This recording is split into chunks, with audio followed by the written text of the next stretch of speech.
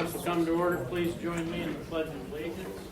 I pledge allegiance to the flag of the United States of America and to the republic for which it stands, one nation, under God, indivisible, with liberty and justice for all.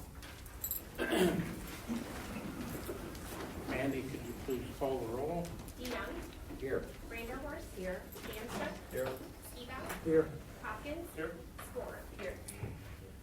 For those of you attending via the telephone, you will be able to provide verbal comments during the dedicated public forums, and I would ask that you would please keep your microphones or telephones on mute until you wish to speak.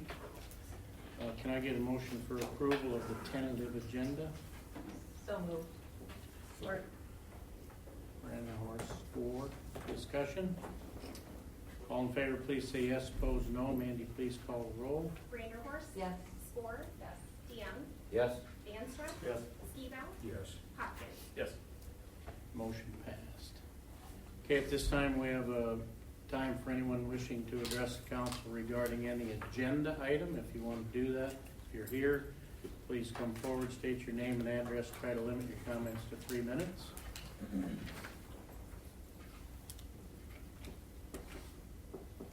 Okay. Moving on, I need a motion for approval of the consent agenda. Young, Hopkins, discussion? The only thing that I had seen that the civil service minutes are 9 months old, and I know they have probably had a meeting from then.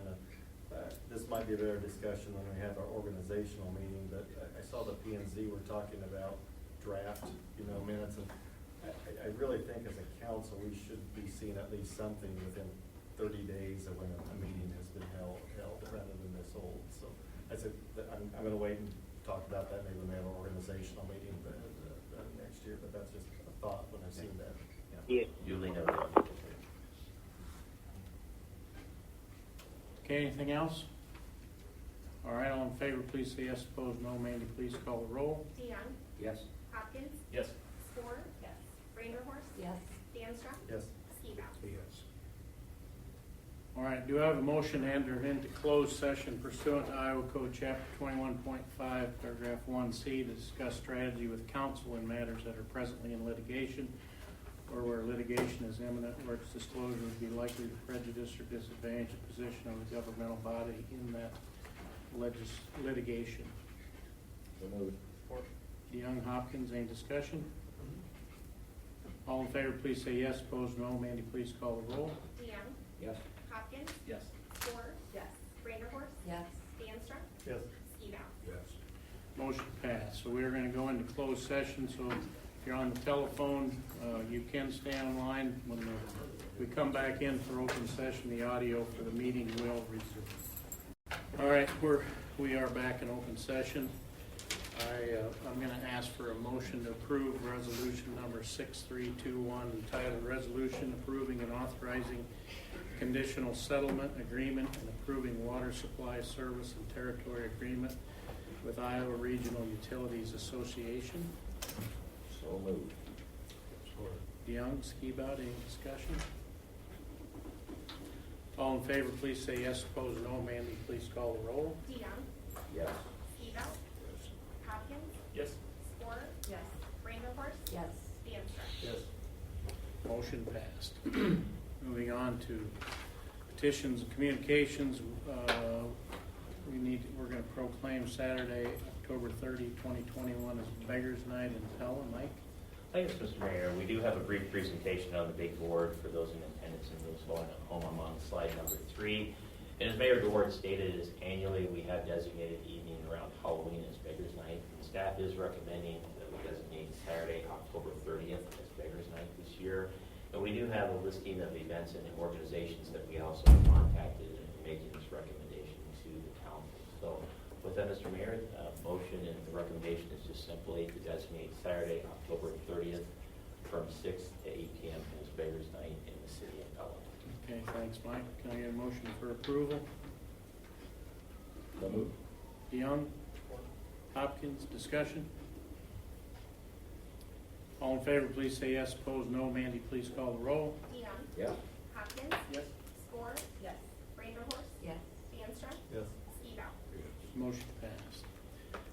special event permit request for Wyatt Earp Days. Mike?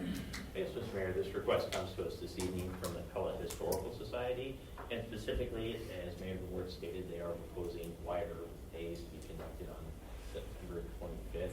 Now, it is important to note, to accommodate this request, they are proposing to close Franklin Street East 1st, East 2nd from 11:30 a.m. to 1 p.m. It is important to note that all city departments have reviewed this special event permit request along with the street closure this evening, and our recommendation for both items is approval. With that, we're more than happy to answer any questions the mayor and council may have on this item. All right, thanks, Mike. Can I get a motion for approval? So moved. Support. Miranda Horace, for any discussion? All in favor, please say yes. Opposed, no. Mandy, please call the roll. Vanderhorst. Yes. Ford. Yes. DeYoung. Yes. DeAnstruck. Yes. Skibout. Hopkins. Okay, resolution number 6332, entitled Resolution Temporarily Closing Public Ways or Grounds in Connection with a Special Event Known as Wyatt Earp Days. Can I get a motion for approval? Support. Skibout, DeYoung, discussion? All in favor, please say yes. Opposed, no. Mandy, please call the roll. Skibout. DeYoung. Yes. Vanderhorst. Yes. DeAnstruck. Yes. Hopkins. Ford. Motion passed. Resolution number 6333, entitled Resolution Approving and Authorizing Execution of a Second 2021 Amendment to the Real Estate Purchase Agreement by and between the City of Pella and Second Christian Reformed Church of Pella, Iowa. Mike? Thanks, Mr. Mayor. I'd be happy to explain this item. For those following at home, I'm on slide number 5. As Mayor DeWart stated, what this resolution would do would approve our second amendment in our purchase agreement for the Second Christian Reformed Church property.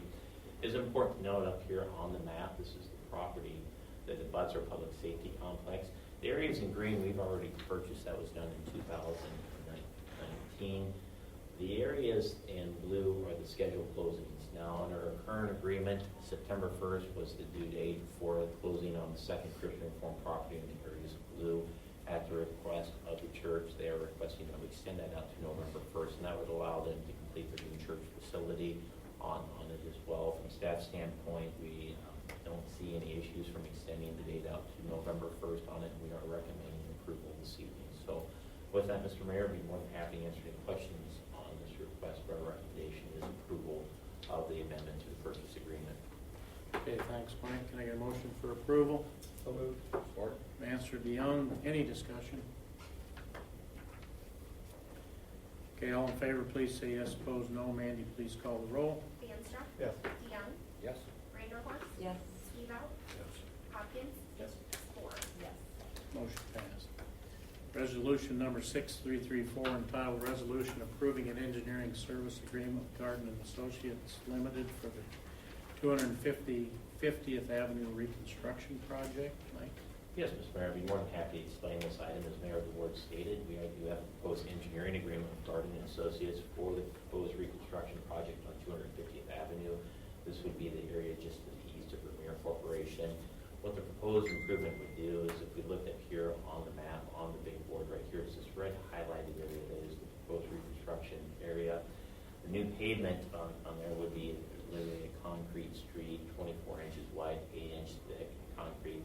It is important to note that gravel shoulders would still be in place on the new roadway section.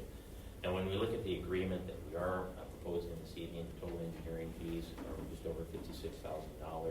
The estimated construction cost for the project is right around $585,000.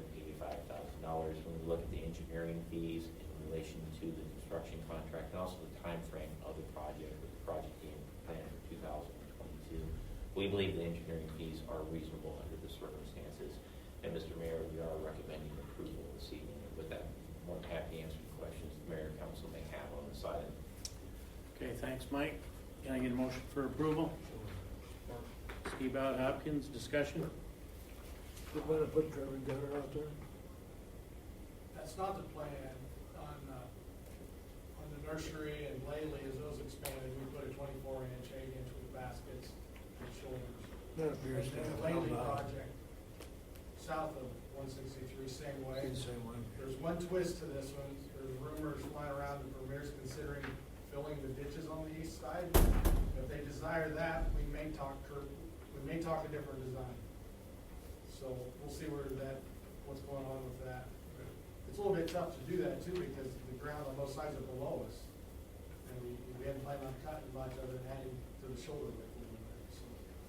So stay tuned on the actual design. That's the plan. It may change. And that's heavy enough construction to stand up in traffic? Yes, those load transfer baskets are 1-inch bars on 12-inch centers at the transverse joints. Okay. So basically the same thing they do on the interstate, only that they go 10 inches thick and 11. That on the east side of the city limits, that road, Correct, but that stretches all in the city. that's 100%. South, yeah.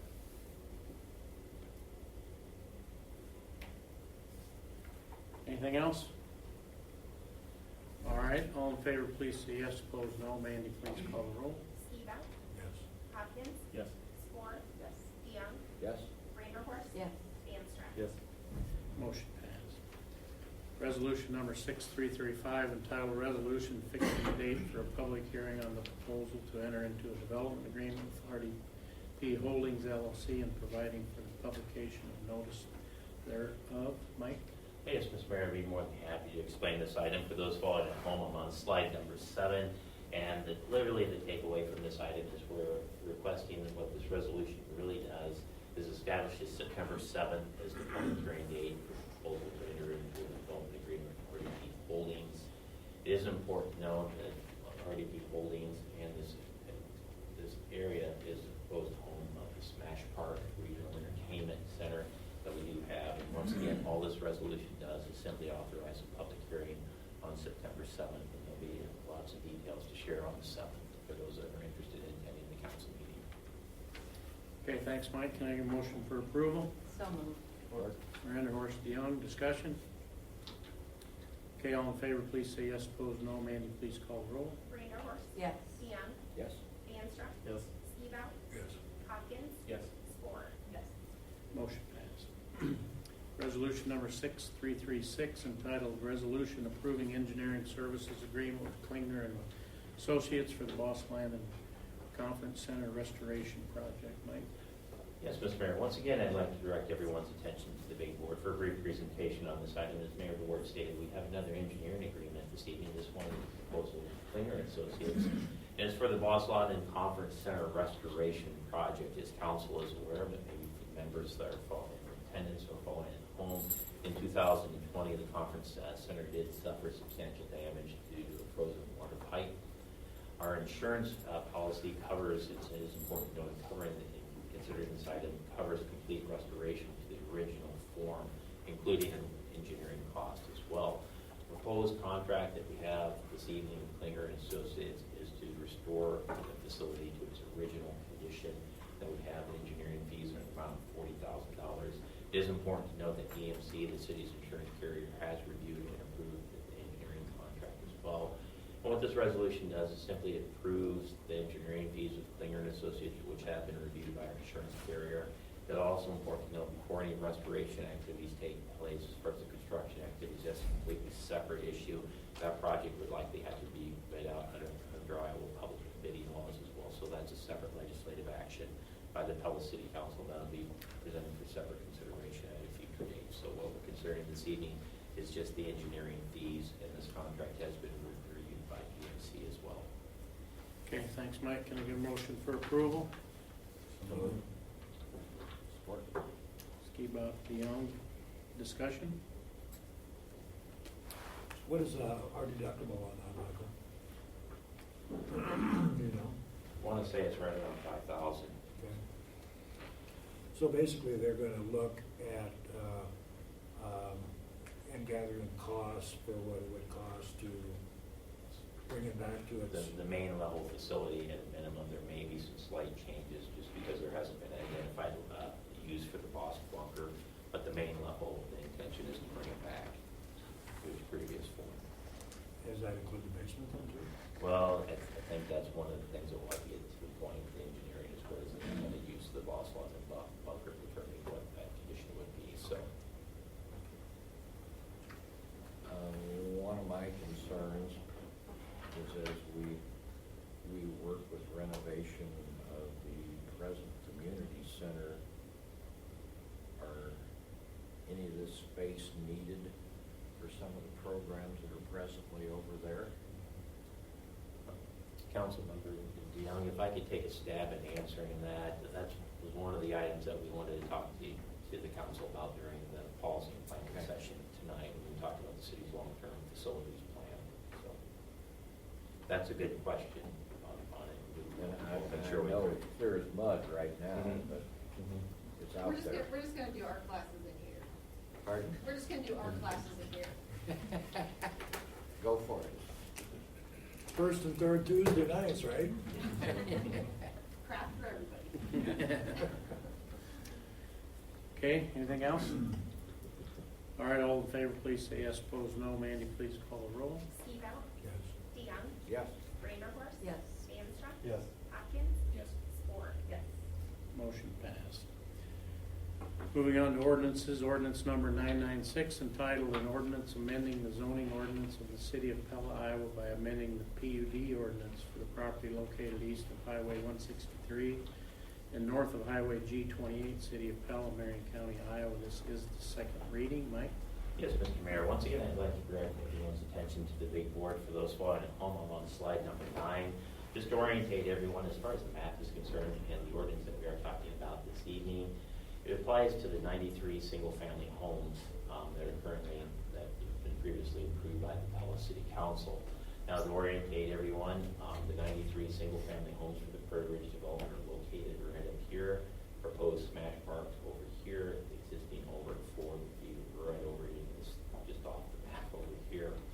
Now, as background on this, when we talk about the Prairie Ridge housing development, it is important to note that this development was developed specifically to address the city's workforce housing needs and provide affordable single-family housing within our community. These types of homes are very popular in the Des Moines metro area.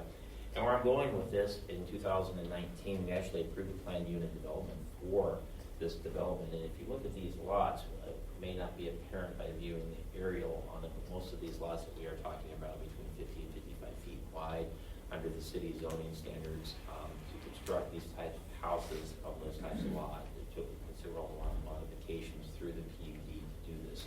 The exchange for this is we have a developer that's committed to building affordable and very nice housing within our community that we feel will address our workforce housing needs.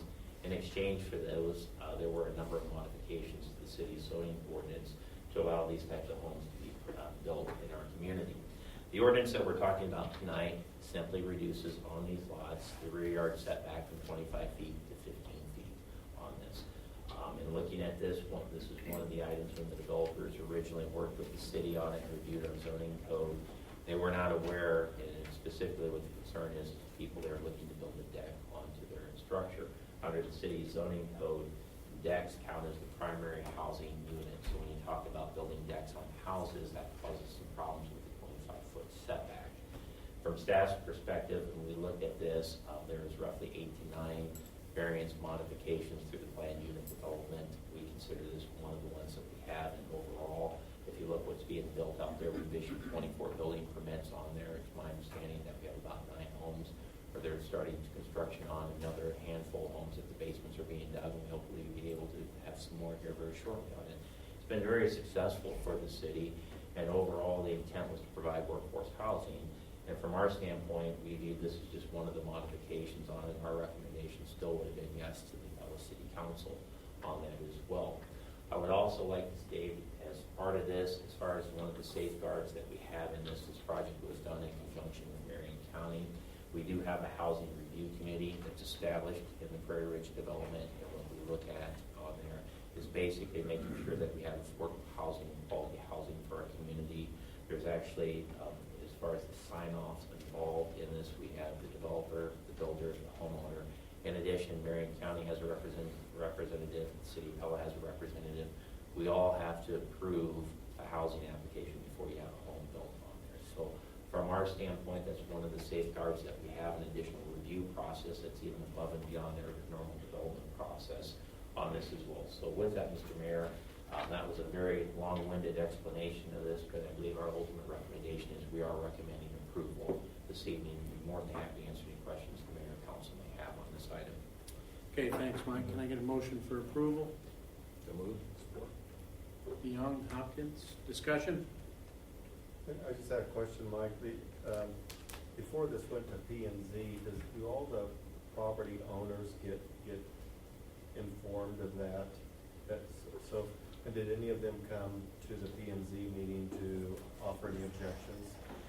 I don't recall through the PNC hearing, I don't believe we had any written or oral comments on that, so. So even if it was not just the developers there, but the few handful that have bought the lots themselves, they would have been informed, just like, okay. Yeah, for the rezoning on this, the PUD amendment, I believe we were required to notify property owners within 200 feet. So if you wanted to go up the exterior perimeter of the rezoning or the PUD area, be the property owner not only in the development, but within 200 feet of it as well. Okay. So, lots of notices, man. Okay, anything else?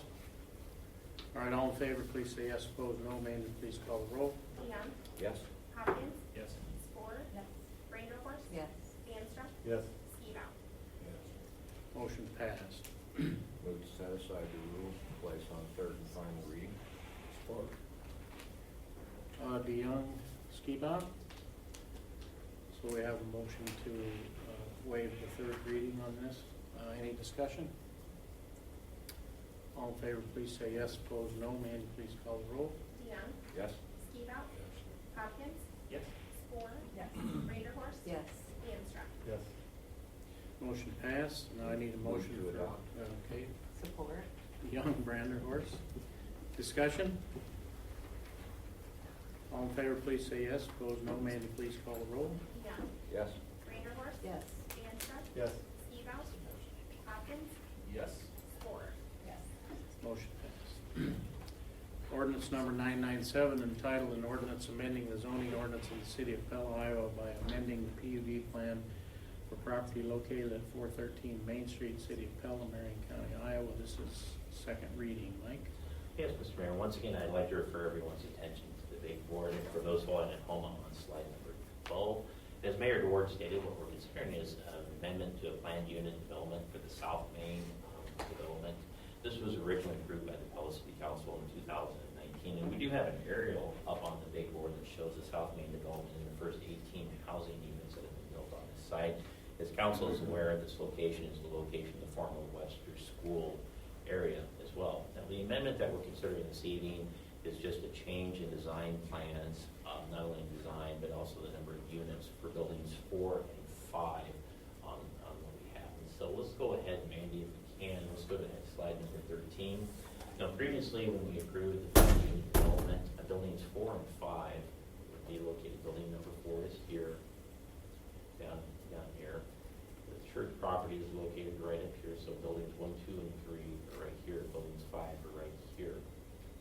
Now, what's being proposed in lieu of this is an additional 18 housing units that would be built here. Between these two buildings, we have 2 new housing units located in this building, and then we have another 16 units that would be located over here. Now, as far as the ultimate number of housing units, when we originally approved the South Main development, we had roughly 42 housing units that were approved. This reduction of 36 housing units, while it is a reduction, please keep in mind that there's no changes in minimum assessment values for it. So the developer is still agreeing to keep the original assessment valuations with it.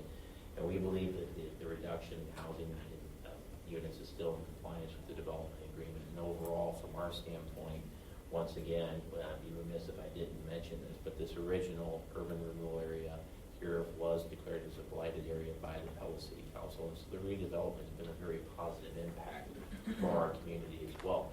Well, let's go ahead with the proposed change on the design standards, and specifically when we look at buildings 4 and 5, this is what the developer is proposing to build for the conduit buildings that would be located, I believe, in the southwest corner of, or the western portion of the development, and buildings 5 would be located on the northern portion here. But this is the 2 townhome developments that we have, and that's what the developer is proposing. Staff's understanding in making this modification, this is really an adjustment that's based on the ground.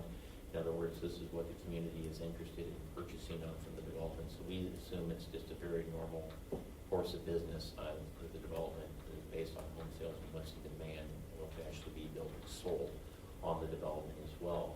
Mandy, let's go ahead, please. Now, overall, we do believe that the proposed ordinance meets the requirements of the city zoning code. In addition, if we were to look at the city's comprehensive plan, one of the key strategic objectives of the comprehensive plan is additional housing in our community. And when you look at this item here, and from a double bonus from the City of Pella standpoint, it's a redevelopment effort, which means from a public infrastructure standpoint, all the public infrastructure was already in place, and we were able to redevelop a blighted area within our community with a very nice housing option for people in our community as well. So it is important to note, Mr. Mayor, the Planning and Zoning Commission did consider this matter at their July 26th meeting and unanimously approved the proposed amendment that we are considering this evening. And staff is also recommending approval as well. And with that, we'd be more than happy to answer any questions the mayor and council may have on this item. Okay, Mike, thanks. Can I get a motion for approval? Support. Hopkins, DeYoung, any discussion? There's still parking underneath? A building 4, yes. Yeah. Same size, same amount, same capacity? I believe so, yes. Okay, thank you. Anything else? Okay, all in favor, please say yes. Opposed, no. Mandy, please call the roll. Hopkins, Yes. DeYoung, Yes. Reindeerhorst, Yes. Stanser, Yes. Skibout, Yes. Ford. Yes. Motion passed. Move to set aside the rules and place on third reading. Okay, motion, or move and second to set aside the third reading. Any discussion? All in favor, please say yes. Opposed, no. Mandy, please call the roll. DeYoung, Yes. Skibout, Yes. Hopkins, Yes. Ford. Yes. Reindeerhorst, Yes. Yes. Stanser. Motion passed. Move to adopt? Support. Reindeerhorst, DeYoung, a motion to adopt the ordinance. Any discussion? All in favor, please say yes. Opposed, no. Mandy, please call the roll. Reindeerhorst, Yes. DeYoung, Yes. Stanser, Yes. Skibout, Yes. Hopkins, Yes. Ford. Yes. Motion passed. Moving on, our abstract of bills number 2085. Can I get a motion for approval? Move to approve the major warrants? Support? Reindeerhorst, Vanstra. Any discussion, questions?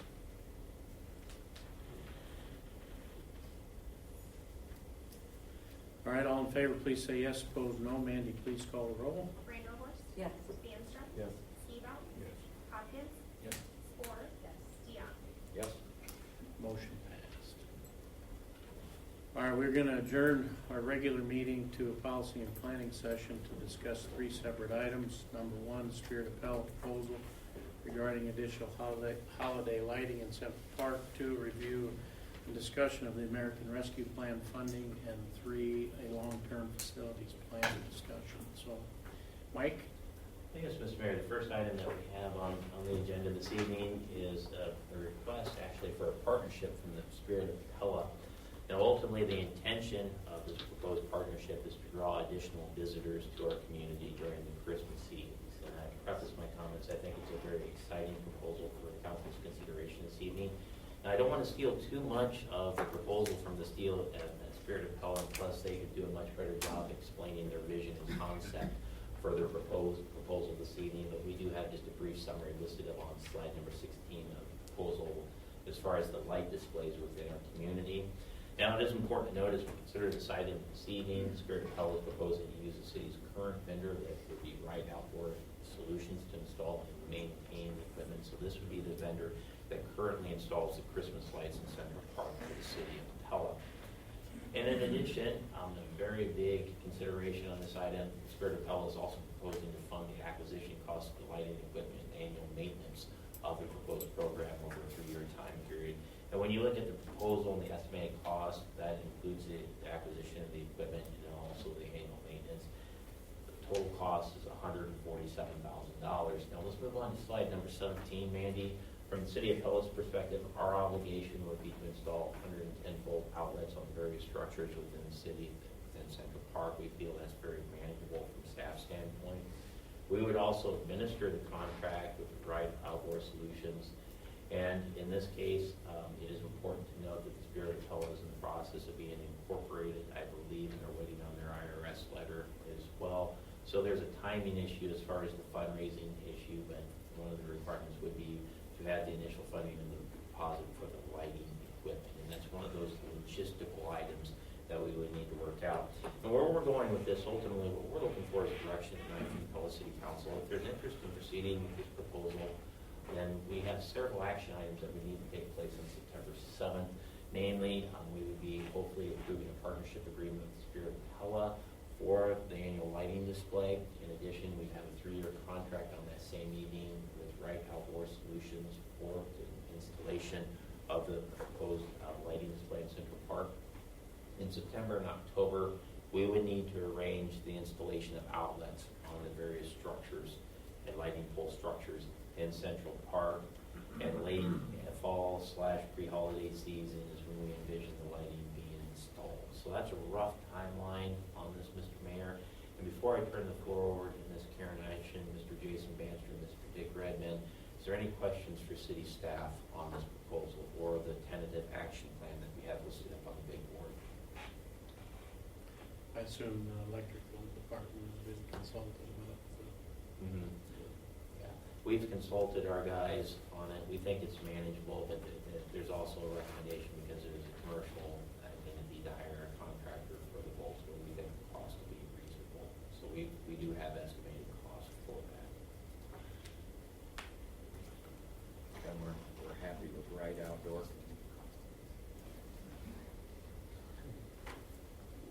Yeah, I didn't discuss any of these new items with them, but what they've done for us the past few years. Do they do the roll and drop lights? And the big Christmas tree on the tower.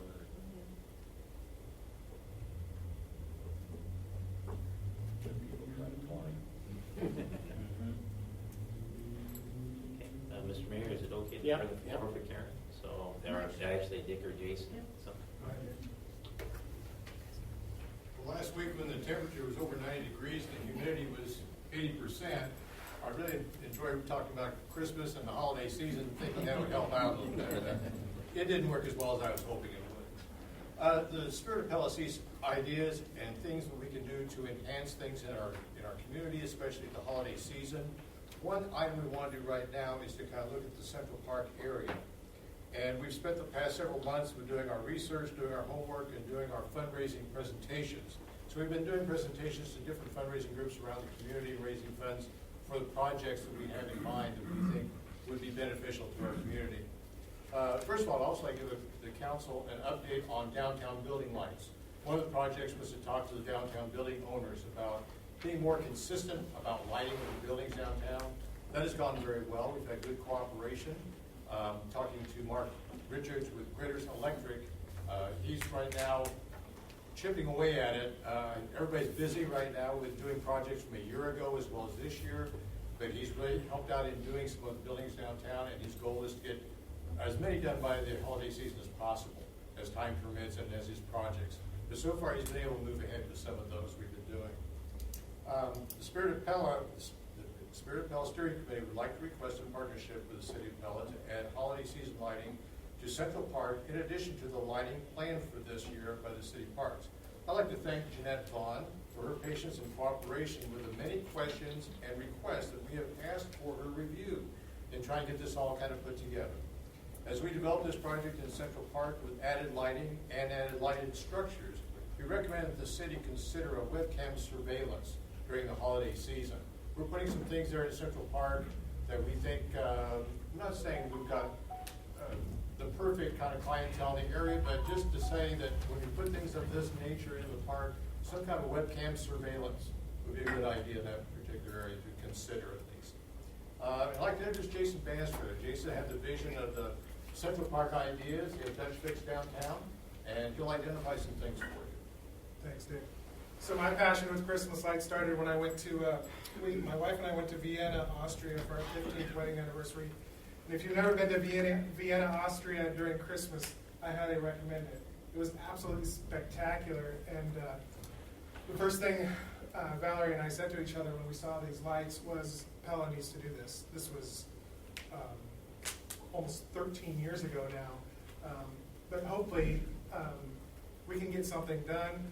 We have done put in a lot of volunteer hours, working with Right Outdoor Solutions, talking with Jeanette. I met with Jeanette a I can't remember when that was, last summer, over a year ago.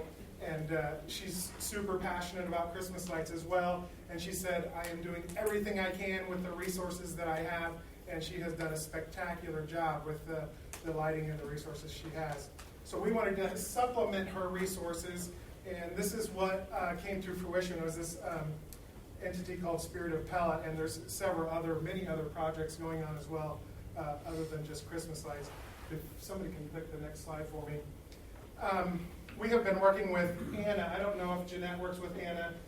She is the Christmas lighting guru at Right Outdoor Solutions. And these are the yellow marks on this map are the items that we're proposing of putting either a structure or a tunnel of lights, or like the fountain. We just want to dress up the fountain with Christmas lights. And then also something that we would like to do is to dress up every light pole in Central Park with garland and lights. And that's the request we have for outlets at the bottom of every Christmas pole in Central Park, so that we can, that should give us sufficient electricity to run everything that we need, and then also to light up every light pole as well. You can click through some of the items. These are renderings. This is not exactly what it's going to look like because we don't have the actual products yet. But this is the archway that would run south from the fountain to the sundial. This would be the effect, not the exact look, but this would be very similar. Go to the next one. This is a Christmas tree ball of lights. And we say northeast corner of Central Park. That's where we'd like to put it. That doesn't mean it's not going to change and go to the northwest corner or something like that based on logistics after we get started. But that's something that would look, what it would look like in the northeast corner of Central Park. How tall is that, Jason? I don't think that one, the one we're getting Is is that as people tall as down that below one. it? Do you have that in your notes, Dick, how tall that is? 20 maybe? Yeah, that's what I wanted to say, 20 to 25 feet. And then this is a giant gold lighted ornament that we propose in the northwest corner of the park. That, I believe, is 15 foot tall. Am I right there, Karen? All of these require electricity, of course, as you can see. This is the giant snowflake that we'd like to put in the southwest corner of Central Park. And you can see the people there for perspective.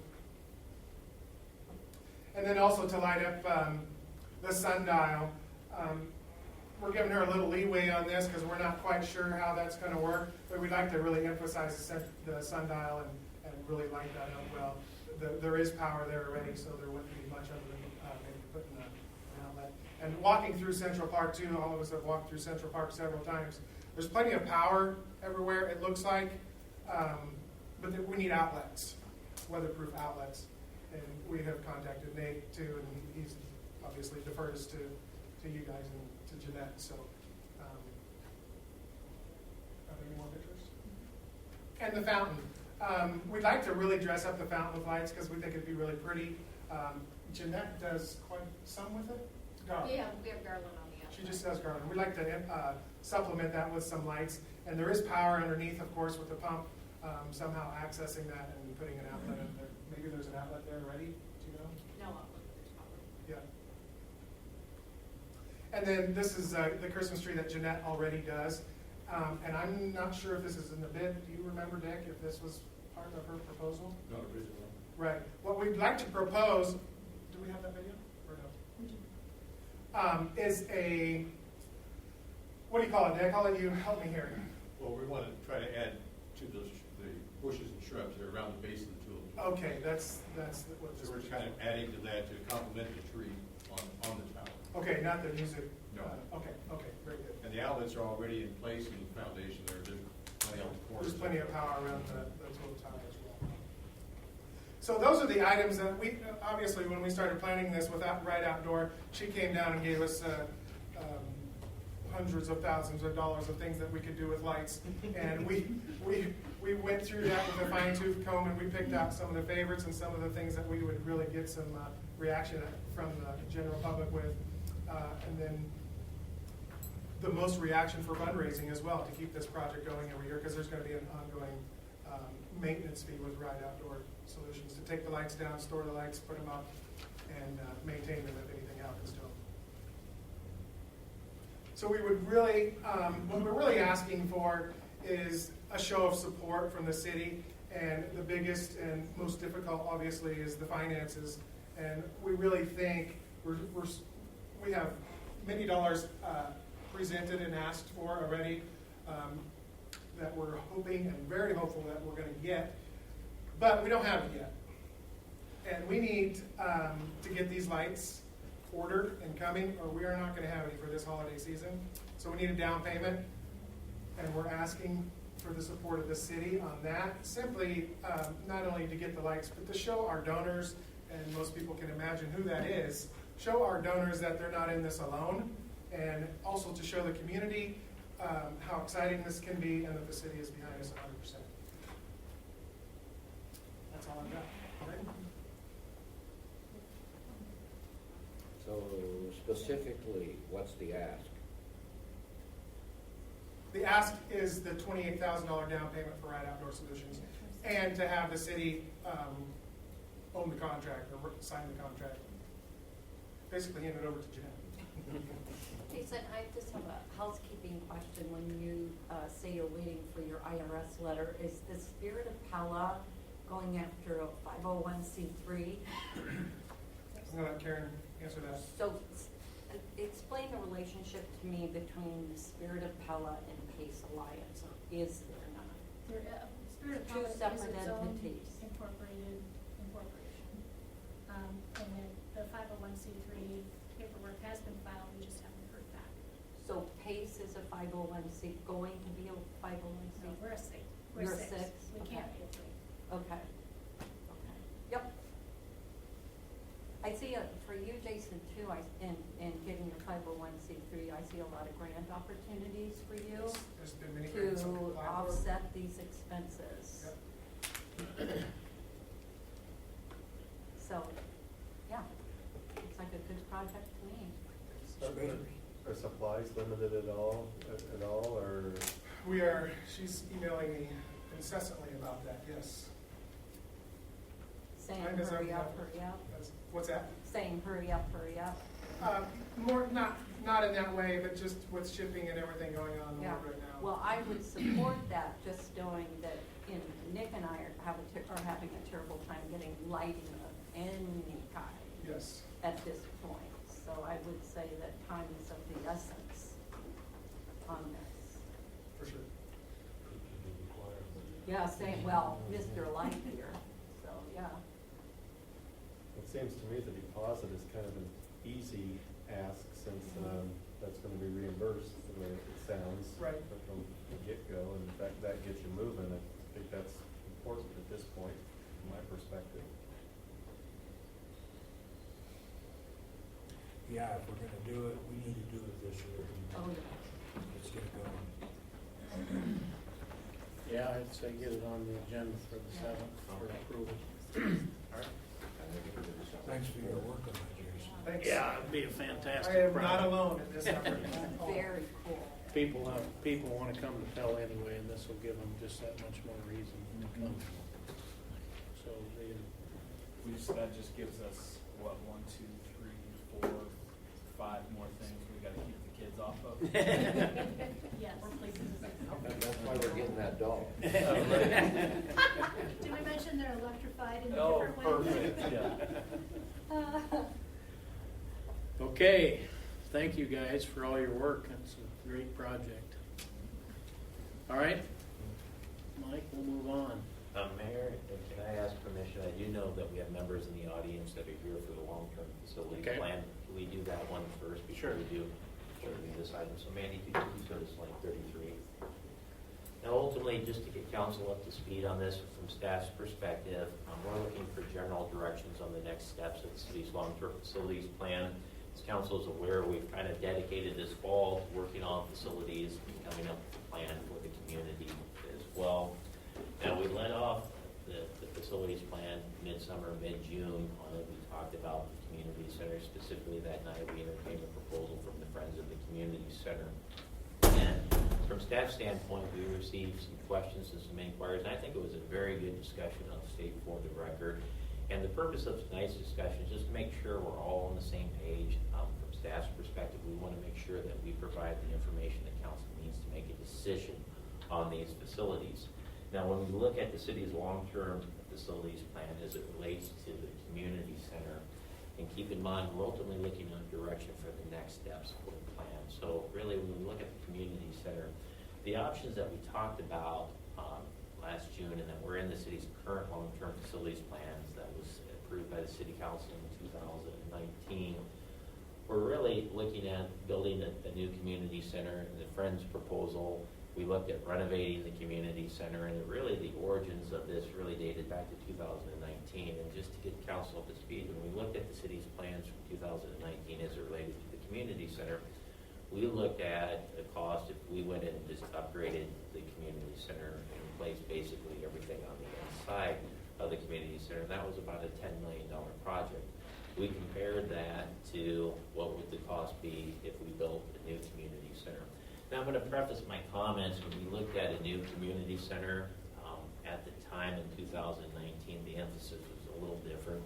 We really looked at, when we conducted the focus group meetings for the community center, the most common need that was stated as it relates to the community center was the gym space, the recreational needs on it. And what we had proposed was a combined community center, recreation center on it. Now, I'll state for the record, it did not have all components that you would typically see in community centers or recreation centers. It was a combined facility, and it was trying to be an efficient facility from city staff standpoint. And specifically, when we looked at the community center, it's very important to note that the new community center that we were referencing was roughly a 45,000 square foot facility. It did not have an auditorium on it. What it had instead was a large meeting room on it, the multi-purpose room that staff viewed could be used for theatrical performances on it, and it was kind of the multi-purpose room that was not a dedicated auditorium. Likewise, when you look at recreation centers, and I'm just talking offhand on some of the recent ones that have been built for reference, what you'll find in a typical recreation center, and I'm referencing the city of Indianola's recreation center, Waukee, Marion, those are some of the most recent ones that have been built.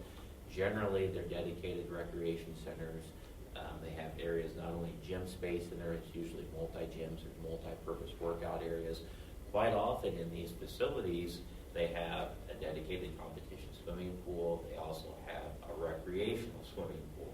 In addition, there's usually a walking track area on it as well, and they're usually standalone facilities. So what we had back in 2019 was really kind of a hybrid of the community center, recreation center for reference.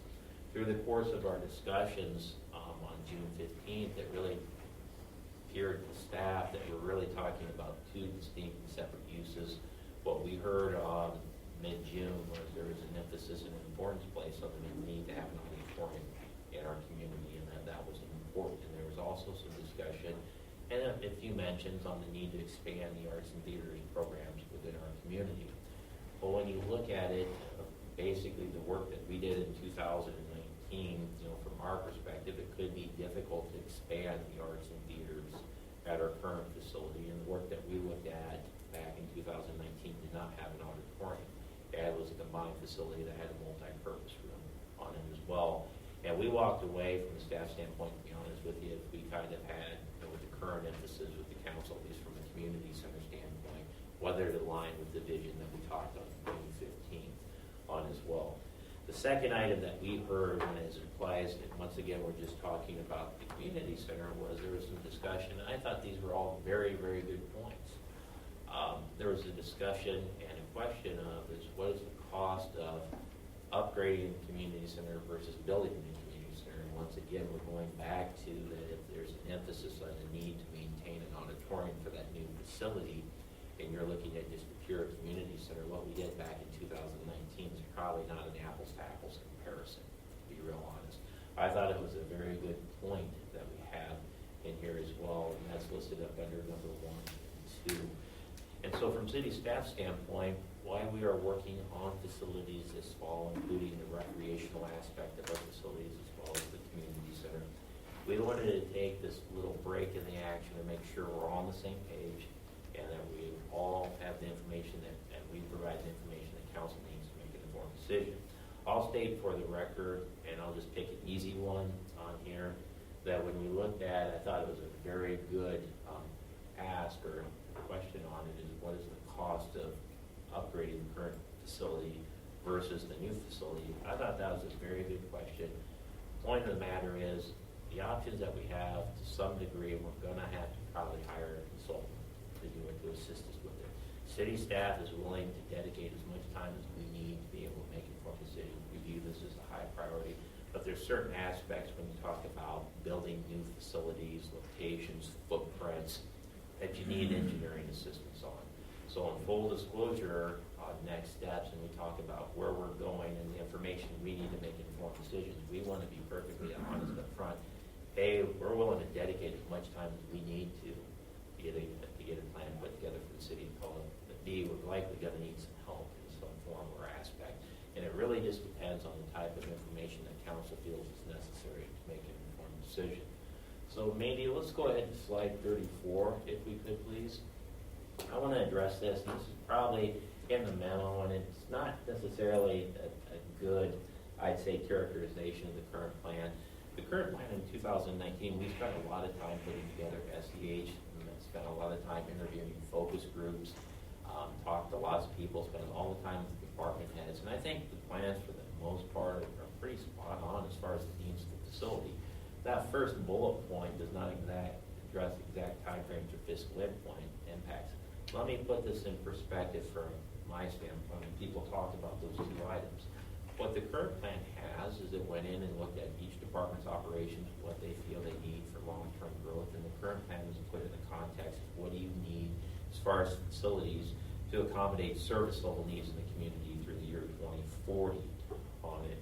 The departments did a very good job on this. Now, one of the things that we've heard, and I think this was another good and excellent point, is if we're considering the facilities plan, shouldn't we have a schedule that talks about when we're doing a project, what the size and scale is, when that's going to be done, what the fiscal impact is? I wholeheartedly agree. What this plan has, it has cost estimates on everything on it. What happened as far as the time frames is city administration gave our ideas on what we viewed as the priority. And I can tell you that based on my notes. For instance, at the time of 2018, one of the things that we said, we looked at things that really should be addressed in the next 2 years. There needs to be decisions made. First item out of the sheet was the Telecommunications Facility. We're operating Pella Fiber is going strong, and happy to report that, but we also needed a new home for Pella Fiber. And we had a shared electric building with the electric utility. Electric utility needed additional storage down on Truman Road. We've got that building built. That was undertaken. That was within 2 years. The other two items that we had that really should be built in the next 2 years was the Public Works Complex. If you look at Denny Byard's cold storage needs in the Public Works storage area, they had a need based on memory of about 12,000 additional square footage for cold storage for their equipment and just various material storages for the Public Works Department. We felt that should be built or addressed within the first 2 years. That's one item that's still out there that we still need to address. The other item that we had was a City Hall floor space reorganization. And I'll state for the record, it'd be beneficial if we had up at City Hall, we had finance, city administration, telecom, and P&Z, along with HR and payroll. That would be wonderful in an ideal world. What happened is how we addressed that, and I should say that's not outstanding. We addressed it. We found space within the city and we moved our HR and payroll functions because we do that most likely, most of the time that's an internal function, and as far as activities that take place at City Hall from a customer service standpoint, external customers, we thought that was a good place to go to serve at City Hall. So we made do on that one. Public Works storage area we still have in 2 years, and once again, these were city administration timeframes. What we said, and of course the big one was the community center. We wanted to have a decision made within that 2-year time period, course of action, whether we're going to upgrade the current community center in partnership with friends on doing that, or whether we're going to build a new combined facility at the time. Within the 10-year time period, we thought we needed to address the public safety complex on it. And we talked earlier this evening about the second Christian Foreign Property buying that property. What the current plans had was a 28,000 square foot facility that would be a new combined ambulance fire department building.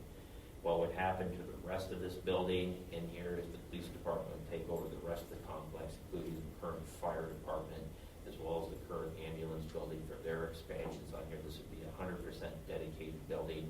What we also had in with the combined facility on this is with the realization either through the memorial building or potentially with a new community center, we'd be able to move this location for city board meetings. When I talk about city board meetings, city council meetings, planning and zoning meetings, board of adjustment, any other committee meeting that takes place, we go to a new facility. With that, we're hoping to get that done on it as far as our plan. That was within the 10-year time frame. Long term, and again, I want to state, if someone's going to take the heat for saying these time frames and what could wait, within 20 years we had an additional need for 5,000 square feet of additional space at the library. The library, and that is just for their own internal functions. We put it sometime out in 20 years. There's quite a difference in the spread of the cost on that option because it's everything from going down and having staff space in the basement of the library.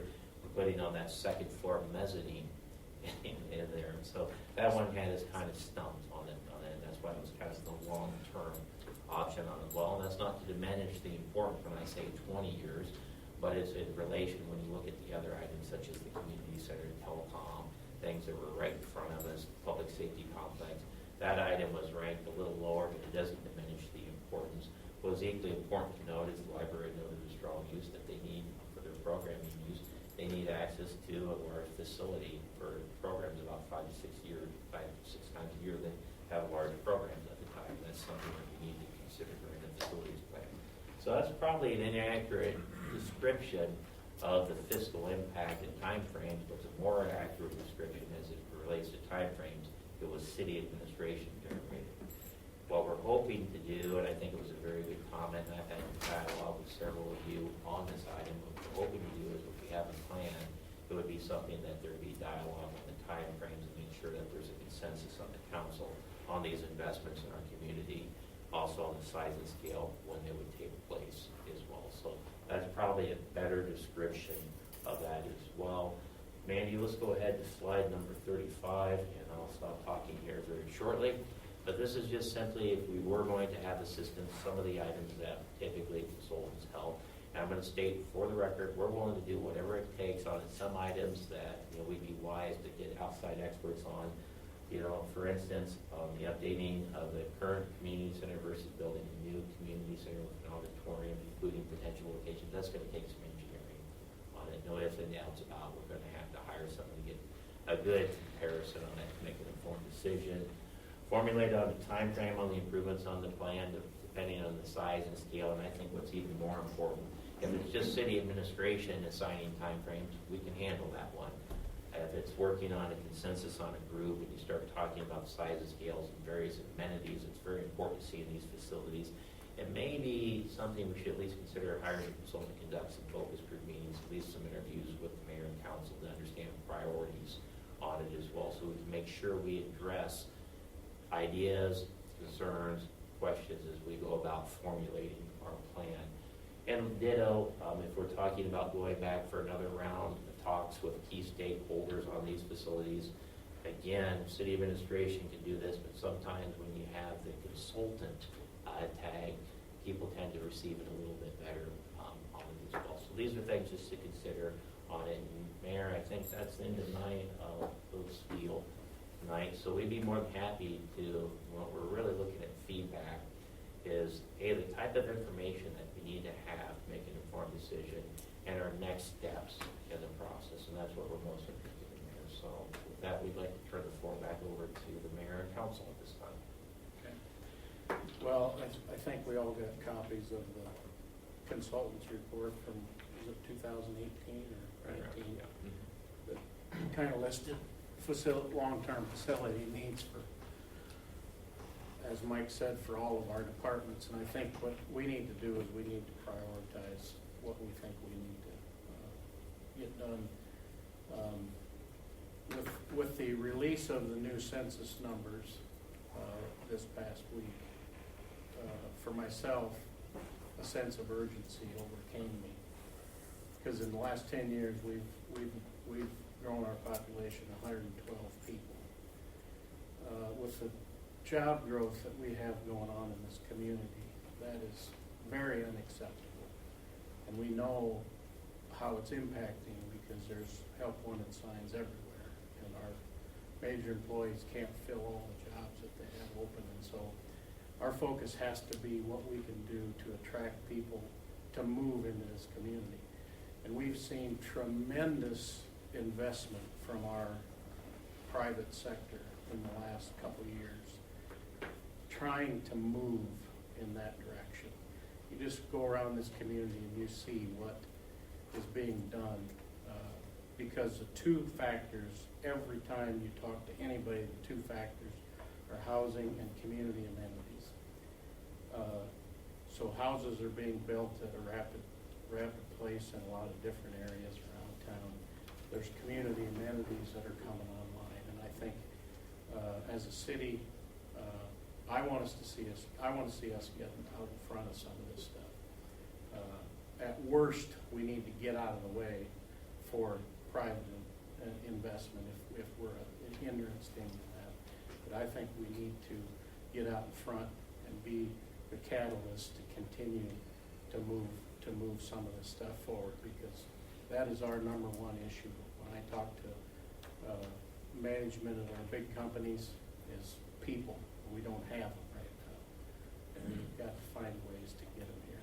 You should have some management at small companies too. Yeah, well, I know. It's not just. It's not just here, it's nationwide. It's not just our large companies, you're right. And you look at the expansion that is happening with Lely and the things Vermeer is doing and the growth of Pella Corp and all of our other, we simply have to get serious about making some of this stuff happen. And I think we need to think big. I think it's going to take some big things to get some of this stuff to move in that direction. So I think it's really important when we think about prioritizing our facility needs from a city standpoint, because we need to grow. And 112 people in 10 years is not acceptable population growth. I just want to follow up on that. I sometimes like to think a little bit more regionally, since I work part-time in Oski and part-time here. I think Marion County, especially us being partly in Mahaska County, are two close counties when you look at the manufacturing in both of them. The combined population of Marion and Mahaska County from 2010 to 2020 went down 86 people.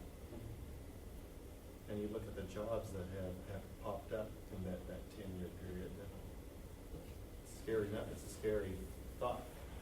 And it's tough to compete. You look at that census and the suburbs around Des Moines, phenomenal growth in population, phenomenal growth, some of the highest in the nation, and so people are flocking to the cities. I think we have enough here that some concerted effort between us and private industry, I think we have a chance to turn that around, and so we need to be serious. A small percentage of that population that's going to the city rerouted to Pella makes a big difference. Yeah. So I think it's really important we identify what our biggest needs are from a facility standpoint and prioritize and figure out a way to get some of this stuff done. And we don't have time to wait, in my opinion. It's my 2 cents worth. We gotta get moving on amenities like recreation and the arts, that kind of stuff. That quality of life stuff that keeps eating up more and more of the budget, but it's reality. Well, I agree in Mark's statement about investing in the arts. I think that it's extremely important, just as I sit here this evening, we're talking about the investing in the core of our community, not the exteriors. We talked about the Webster School project, and we approved changes on that. We just approved putting a down payment on lights. We just approved purchasing and changes in the second CRC. What concerns me is this slight, almost like bipolar approach that I see going on, where we're investing so much money in the core of our community and then saying, but we have to build this recreation center on the perimeters of our community. And to me, I'm going, what in the world is this? We have the perfect building in the core of our community that will expand and move the arts. That building could also, with the last council, we talked about building an atrium from the library to the community center, the upgraded existing community center. There's your solution with the library needing more space. Mike, you hit on the topic of we need new space for the council chambers. Well, it's on the second floor. If you look at the upgrade of the current building. So this is where I keep getting a kind of a disconnect. I'm trying to read a slightly encrypted message from you, Don, but then I'm looking at this building that is existing and has served this community and has a potential to continue to serve, but yet encourage and expand its usage. That would be a priority.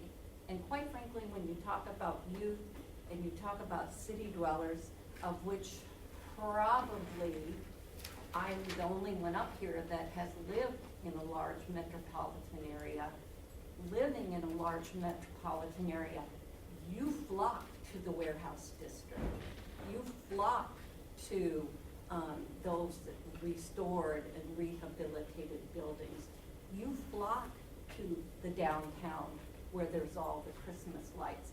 You don't flock to the perimeters. If you're looking for something that is going to attract, I think we're looking too far out and we're not looking at what's right in front of our faces. And I think we need to prioritize this restoration of this building.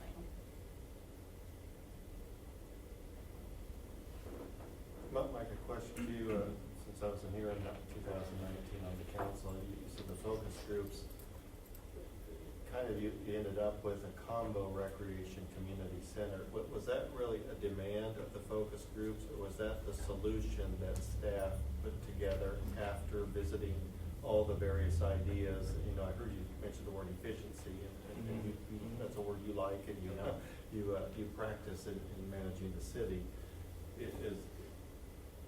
Was that really what was asked for, or is maybe a separation of those two concepts going to be the answer? What we were looking for was an alternative at the time. When you look at it, same issues as what we're dealing with now, whether you upgrade the current facility or you build a new. And so what we tried to do was give an option for council to consider at the time what a new facility would look like. And from staff standpoint, what the consultant did, they went out and talked to the focus groups, the users of the community center. One of the bigger items that they came across was the need for additional recreational gym space in the building out there to diminish the auditorium. And what we did when looking at the building and trying to look at it, and again, I'm going to preface my comments, the emphasis was a little different at this time. This was just the first initial shotgun approach. How we looked at where that building could be, that it could be what we would call efficient. And if you look at that, we had that the building located right next to the Aquatic Center on it. And our thoughts were you could use the existing indoor pool, it was right next to the outdoor pool. And at the time, it would have gymnasiums, but it didn't have other amenities such as what you would find in a typical indoor recreation center. That if we would have expanded potentially our focus groups and talked to people above and beyond, you would have likely have heard that, because we've certainly heard the need for indoor walking tracks, competition swimming pools, recreation pools on it. So from our standpoint, we view that it's probably going to give up a little bit on, it's not going to be a pure recreation center. It's going to be a combination recreation center. We knew that there was a need for the theater, but then our thoughts were, well, at the time, we were hearing the need for a large meeting room space, and so our thoughts were it could be multifunctional, still accommodate theatrical performances. And I realized I'm a complete novice when it comes to the theater, so my comments about could still accommodate, I don't mean to offend anybody, but we are looking for something that start off with our emphasis was on efficiency and kind of be a combination facility for just discussion purposes on the time. That's how it came about. It was a little bit based off the feedback that the consultant had, and then also from city finances, what we could have as far as something that would be roughly comparable to upgrading at the time. And that's how we came up with it. I think Union Street expressed some concerns about not having a permanent home where they were gonna keep their stuff. And also, I'm just, as we've all gone through this, you know, facilities take money to maintain. The older they get, oftentimes the more expensive. But where did it come up? I mean, I can think of, and we passed tonight, we're gonna possibly redo the Boss Landon Center. That's kind of an open space, maybe not 300 people, but we certainly have a good facility in town, Central College, and I think our large corporate businesses in town are all adequately, so I guess I'm questioning the need for 300 people. Well, I could share with you where this came about is we visited other facilities, and I believe Jeanette wasn't with us, but when we went up to the Orange City facility, if you were to go to Orange City and look at their new community center, when in visiting where the idea came up is if you looked at it, they have roughly a room that could hold 300 people, and this would be large informational meetings that the city could have. They rented out to private parties at the time, and again, this was before the days of Camry Hall that were taking place, and definite plans on that. But there was thoughts at Orange City is they had large community meetings, large meetings in there, and there was also a place that could be multifunctional, talking to Orange City, and that's where the idea came up with the large multifunctional room. Is there other facilities up there though that can do that in Orange City? Well, that'd be a question, and I'm going to preface my comments. I think what you have with the 2019 plan is you have a starter discussion on what a facility could, you have to start somewhere. Remember how it hatched. Yeah, you have to start somewhere. Please keep that in mind. You know, we'll take the beating on it, but, you know, it wasn't intended to be an end all, but from our standpoint, we looked at it as we weren't headed down the path where you're going to have a separate indoor recreation center that has very similar to other communities and a separate community center. We were talking about one facility at that time, so from our perspective, they had to be merged on it. We were looking for something that was roughly about similar in cost to upgrading the community center, and that's how we came up with that combined facility. It wasn't the end all, it was meant to have a discussion purposes with the understanding that we were hoping to make a decision on the community center at the time. Yeah, I mean, we all have to understand that priorities may be different for all of us. What we see as priority may be different. We have to come to a consensus. It doesn't mean, let me try this word, see if it's right, unanimity. Is that right? Pretty good. You know, we all have our priorities, and so at some point we have to have some consensus to try to move forward to what we want to try to attack. And we're knowing that just because your priority is different than mine doesn't make yours wrong and mine right, or mine wrong and yours right.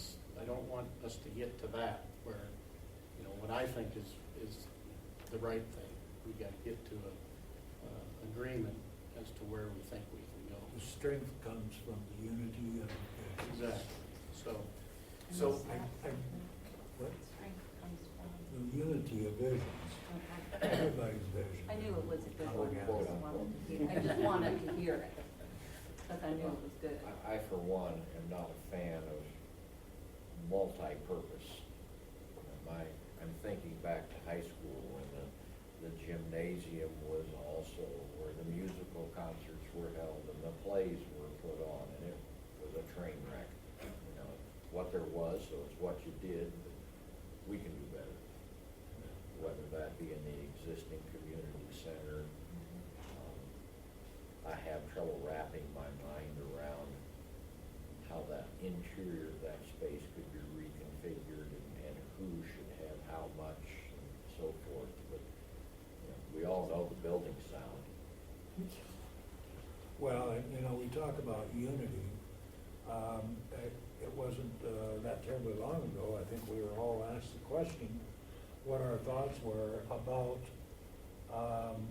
the community center. And I remember things being said at all costs, and that wasn't that long ago. It was a year and a half ago. We sat on the stage of that facility. And I heard nobody say, no, we don't want it. Everybody was in favor. And I thought we really did have a united people toward that vision. And I don't know what happened, but that building is just, I think it'd be a travesty. I look at how much people wanted to use it. And I don't mean to get on a soapbox here, and that's not where I'm headed, but I just think it's the right building and the right place. We just need to give it some care. Plus, we've got people that want to step up to the plate and pay for a third of it. Man, I mean, that's not insignificant. No, just my thought. I don't mean to beat the same drum again, guys. I feel pretty passionate about that. We would be making a mistake. But if you feel you need a consultant to look over locations for recreation and so forth, let's get on with it. Let's do it. That or consultant for construction costs, Yeah, whatever. because Let's get it moving. Yep. Is that what we're trying to do tonight, is simply just prioritize whether that's the next step is to bring a consultant in?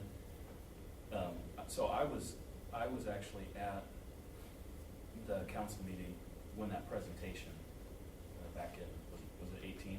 Mm-hmm. I was here, and I've never been like Mark. I've never been a fan of multi-purpose because so I've done athletics and I've done small amounts of theatrical forays, and what happens with multi-purpose is everybody's disappointed, both sides. And if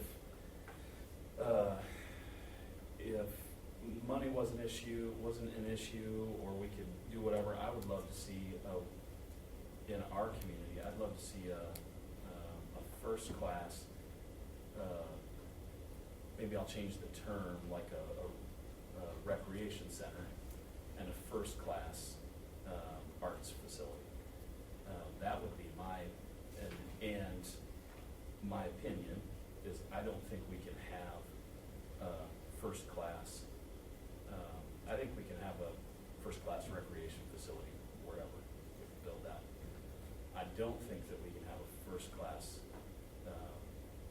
arts center that will do everything that we want it to do, between having enough space backstage, between having the right seating arrangements, all those things. I don't think that can happen, in my opinion, inside the existing community center. It has been, I've spent a lot of time there, and I've loved using it, loved being a part of it. I think I would rather see our dollars spent to make something first class and not make something work.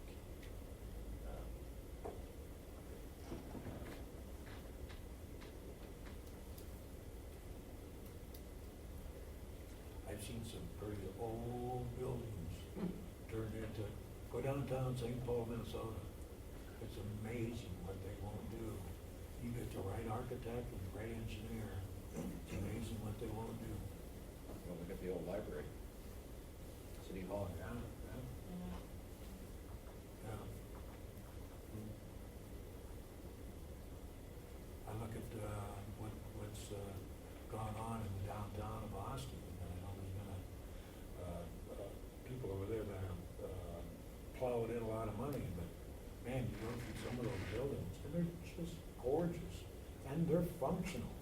They make it happen with modern amenities, you know, data cabling, and I'm always kind of astounded.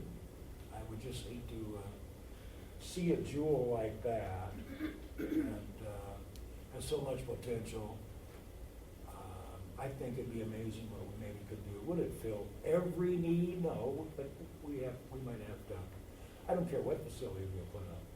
It's not gonna fill every need. And the location, I think, is, very important. Very important. Well, what we had decided the last time when we met to discuss this issue was to get a separate, I'll use Bruce's term, cost estimate of a new one and compare. But Mike, I kind of view that as a separate issue, you know? What you're kind of asking for is something different, a means to how do we prioritize what's gonna be first, what's gonna be second. I don't think focus groups are gonna help a bit on that. We've already done that, you know, now it's a matter of, if anything, a facilitator, sometimes you have all these tough questions, you know, to how do you bring it out of the council members and how do you make choices. A consultant may be helpful in that regard and to present something of a list or a means that we do prioritize, but otherwise we're gonna have to be having this same discussion a year from now. Okay. You know, and that's why I don't think we need to go back to the focus groups. I think we need to get, I think that other thing that we talked about a month or so ago, to just get a couple cost estimates, you know, to look at that, I think that's a separate animal of itself. That can be going on at the same time we decide to, where we're gonna go first. And then maybe to make the decision, and it sounds like most people here say, let's divide the arts and community center separate from recreation. Yep. I think that's, most people right now would say, that's the thing, Okay. The one thing That must be for anybody priority-wise, else. I really think we need to take care of our utilities. I think that building out there, for, streets and, needs to happen. I really think we need to take care of our utilities.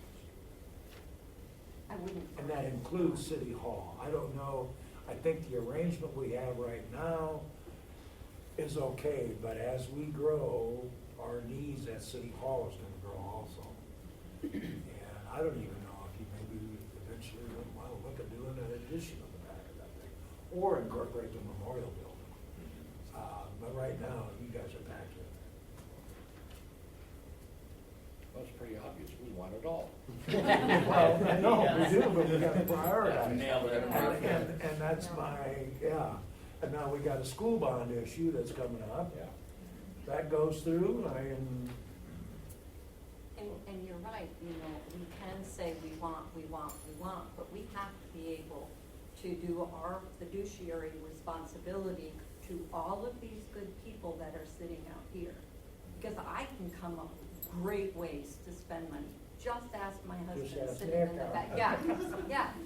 And there's a lot of things that we all have ideas for this community. But the bottom line is we owe the very citizens that put us in these chairs the best fiscally responsible decision that we can give them on these upgrades on our community. And guess what? We're not gonna be able to do them all at once. And everyone carries somewhat a measure of risk. Exactly. As well, we have to be willing to accept some of that. That we can't take lightly. Yeah, I mean, we've got- Because we will be paying for it, they will be paying for it, and this wonderful scout sitting over there will also be paying for it.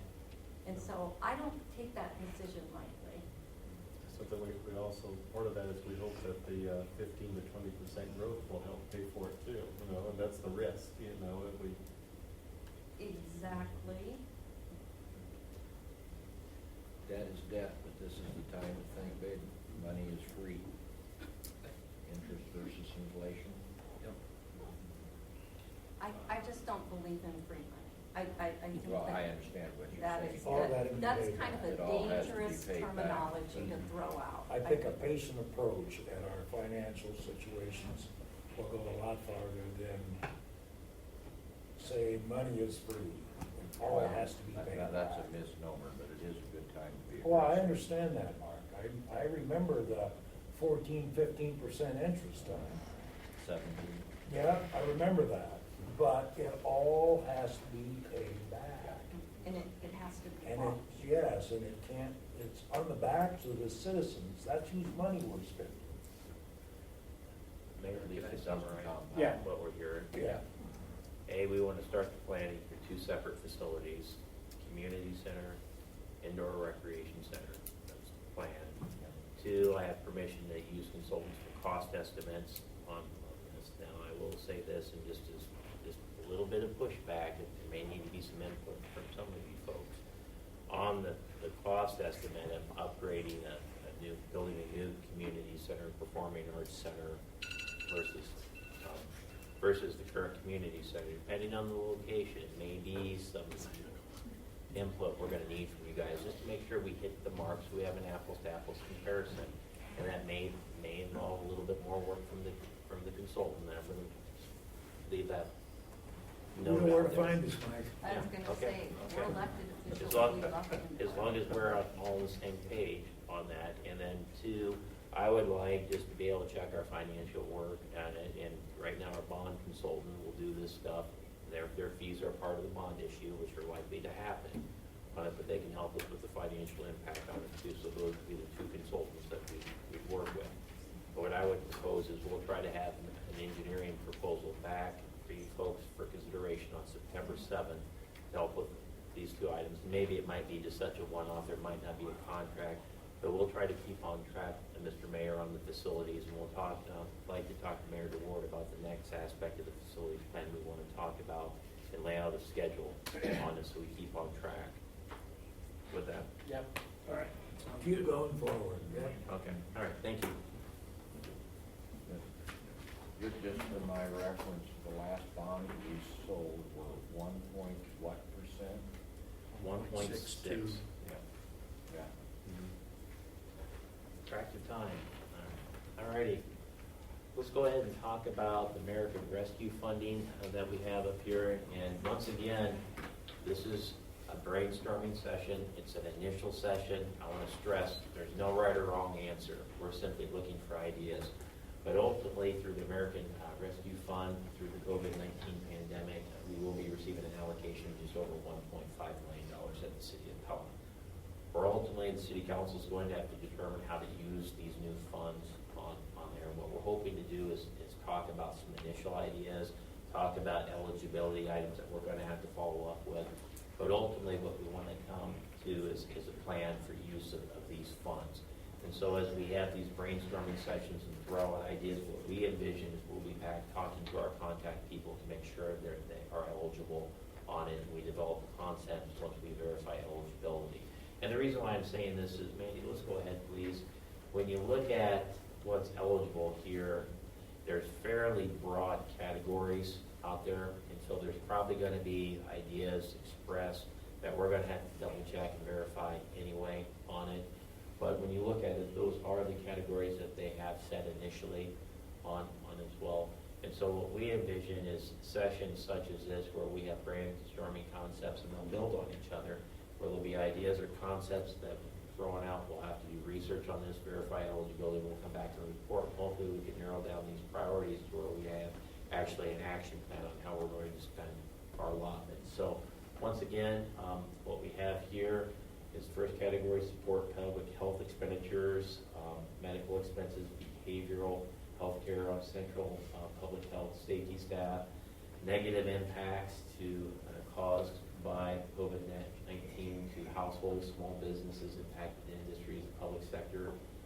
Replace public sector revenue to provide government services to the extent of reduction in revenue. In case you're wondering, 2 things that we can throw right off the shelf that we experienced directly with COVID-19: hotel motel taxes and swimming pool revenues. Those are the 2 areas that were impacted. Gross revenues to the city is about $400,000 of an impact. Net revenue impacts about $300,000 to the city on that. So if we had to put a number, that's what we're looking at. Premium pay for essential workers. Now, this is kind of vague out there, but as far as City of Pella staff, our staff did an excellent job during the COVID-19 pandemic, continues to do an excellent job during the COVID-19 pandemic. We did not have premium pay for the City of Pella proper, but these categories are somewhat broad. Please keep that in mind. And this last one, we could talk all night about things as far as infrastructure, particularly water, wastewater infrastructure. Denny's already left, so my opportunity to move the conversation on. But I'll have my opportunity to talk to you guys about access to broadband, because that's important for our communities, and that's one of the things when we talk about growing our community. It's essential that you have high-speed internet access, and we're well on our way with Pella Fiber. This past year, we've laid 78 miles of fiber throughout this community.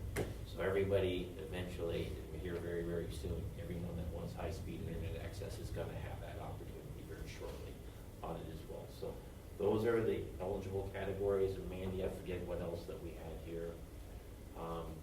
Yeah, I think we've already stated this. So we're just looking at a brainstorming session. You can go as long as you folks want for initial concepts if you want to think about it. But this will be what we're hoping to do, is schedule these sessions regularly, and hopefully what we want to do is determine the plan of use for these funds. So, Mr. Mayor, I'd like to turn it back to the mayor and council. Okay, thanks, Mike. Is that a reimbursable, that what you know, or maybe it's not laid out yet? Yeah, I think there's going to be two distributions paid equally in half. Then before you have expenditures on it, you do have to get authorization on it. It's how the program rolls all right. So is this truly Mark's free money? To be paid back. Yeah. That young gentleman that just left. Yeah. So it didn't look like, Bruce had mentioned the utilities building, that wasn't part of the categories for the infrastructure, was it? Well, the utilities, we've already expended on those. I think, looking at the utilities building, that could be, that would be, if we were looking at additional expansions or paying back. I mean, that's something, I'll just say there's no right or wrong answer. If we wanted to look at expenditures that we've made on it, we can verify that. I think the intent is to talk about new things, is the intent of the law, the way I understand it. Well, that's what I mean, if the new building that Bruce talked about, does that fall into the I didn't see anything about utilities in there, if I looked at it right, but maybe that's incorporated. I know this is just a summary. Oh, the public workshop? Yes. Potentially, it house water and wastewater. It seems like, I know they don't have the streets proper, but the items that we're talking about, we run shared operations. Again, we try to be, I like the word efficient on it. We try, that's what we strive for. We have shared facilities around the city, and our water, wastewater distribution crew and facilities are located on the same campus as our street department. We try to share facilities on it. Now, the exact what's going in these buildings, that's where you'd have to take a look and see if it could be eligible. It would make sense to me to focus on the Pella Fiber obligations that we have, and goals. But if those are all funded with debt already, is there going to be anything to pay, or do you count that towards that and it just goes into the kitty then? Okay, just a sec. I'll just state, just to give you a glimpse. And I think the latest count I had is, and these are people that live immediately outside the service territory. We have lots of people asking for Pella Fiber. Last count we had is we've had 277 official requests that people live outside the city limits that want Pella Fiber. And so for us, again, what we've done is we plan to expand out. It's business decisions in the future. But our goal is we want to serve the Pella corporate limits, and we have first. And then it's a business case decision as we expand. There's significant demand out there, and what this would relate to Pella Fiber is that's mainline extensions and everything else that we take to serve those areas. So there'd be additional costs. Yeah, that would be in the bond proposals that we've had. No, yeah, Okay. the bond proposals were just the corporate limits. Right. Okay. So that could be new items that we have, and there's other items that I could, again, I don't want to bog the meeting down talking about telecom or water, wastewater, storm sewer infrastructure, but those would be the types of items that we're talking about expanding service. I think that's kind of the intent. And who knows, the target may change, the feds involved.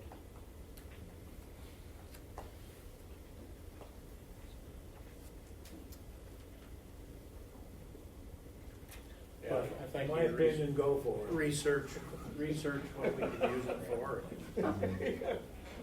We'd come up with a list of projects or whatever we think we should spend it on. I mean, this is a gift that no one anticipated, so I think we should think about doing things we wouldn't have done anyways. Like Mike said, maybe we extend our fiber farther to some new pocket of customers with this money. Doesn't cost us anything.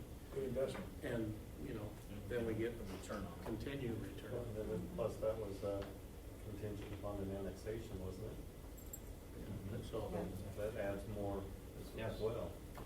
so I think it's important that we look at doing some things we wouldn't have done otherwise because we didn't anticipate this money. And we About won't- their line item talking about completing a redundant route to Indianola, if they can get their act together over there. Yeah, there's all sorts of options. Like I said, on the telecom, we could talk the rest of the night about options on the telecom. It's an exciting project, and we're personally excited about it, the progress we've made. This is going to be a great amenity. Well, it is a great amenity right now. It's going to be even better if more people have access to Pella fiber. So, well, we can certainly look at the telecom uses, Mayor, and what I would ask is if there's any additional during our interim period of time that you come up with projects, shoot me an email, contact us, and we'll get on it as far as other uses. What are deadlines for this? As far as that, that'll be something that we'll verify when we have to have the official list on it, so I'll reserve that. So I know the first distribution's August, and that's what I've been focused on, so. This month. All right, anything else? All right, so we'll go back into open session, and I apologize to all you waiting, but we do have to go into another closed session. So do I have a motion to enter into closed session pursuant to Iowa Code Chapter 388.91 to discuss marketing and pricing strategies or proprietary information of a city utility if its competitive position would be harmed by public disclosure not required of potential or actual competitors, and if no public purpose would be served by such disclosure. Support. Hopkins, Mansfer, any discussion? Okay, all in favor, please say yes. Opposed, no. Mandy, please call the roll. Hopkins, Yes. Anstra. Yes. Eva, Yes. Spore. Yes. DeYoung, Yes. Vanderhorst. Yes. Motion passed. So we are moving into a closed session. If you're on the telephone, when we get back in open session, the audio will resume at that time. We are back in open session. So I need a motion to approve resolution number 6337 entitled Resolution Amending Infectious Disease Action Plan Policy related to the COVID-19 public health crisis. So moved. Young, Spore, any discussion? All in favor, please say yes. Opposed, no. Mandy, please call the roll. DeYoung, Yes. Spore. Yes. Vanderhorst. Yes. Anstra. Yes. Eva, Yes. Hopkins.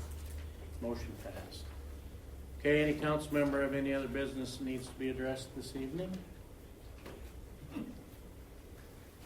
All right, any members of the public have any other business that you would like to address the council with this evening? If so, please come forward, state your name and address, try to limit your comments to 3 minutes. My name is John Butler, 406 Franklin Street, Pella, Iowa. And Mr. Mayor and City Council, in my past experience of speaking at meetings like this, public comments have always come first. I think that listening to the public first might just surface a good idea for you all to carry into the meeting or into a future meeting. And I think it'd be very polite. My second comment concerns the difference between a moral law and a civil law. You're all probably familiar with the young Jewish girl named Anne Frank. Recall that she and her family were being sheltered by a Christian family. She, along with the rest of her family, were eventually discovered by the Nazis, hauled off their concentration camp, and killed. The family that hid her were obeying a moral law, and the people that killed her were obeying a civil law. The difference is that the people hiding her were obeying that moral law, thinking they were knowing they were doing the right thing, also knowing that they were disobeying a civil law. My conclusion from that is that moral laws are of a higher order than civil laws. When a civil law violates a moral law, corrections must be made. It is hard to make corrections. It's expensive, it takes time, it takes determination. But if you don't correct it, the continuation of erosion into moral law will only get worse. So in the interim common sense should be used to discriminate, not to discriminate against anyone, but at the basic level to conform to general standards of decency. Now, I did go and read the new rules of the Pella Aquatic Center, and it seems to me that there is still requires a lot of judgment on somebody's part. You did add that tape of any kind may not be substituted. What's missing here is rules for determining which dressing room somebody should be using. That should be laid out. If we don't lay it out, you're going to get, I bet you get tested sometime.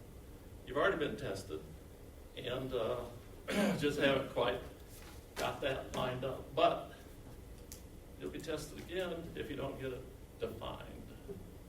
So, thank you. Thank you. Anyone else?